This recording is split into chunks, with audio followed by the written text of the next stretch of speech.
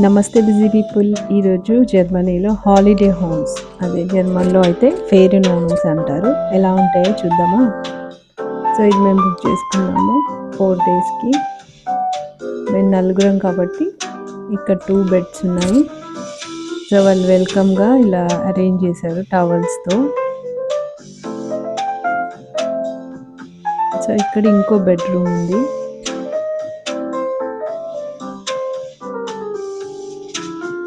బయట చూస్తే super view. ఇదంతా మనం లగేజ్ పెట్టుకోవచ్చు ఇక్కడ. ఇది బాత్రూమ్.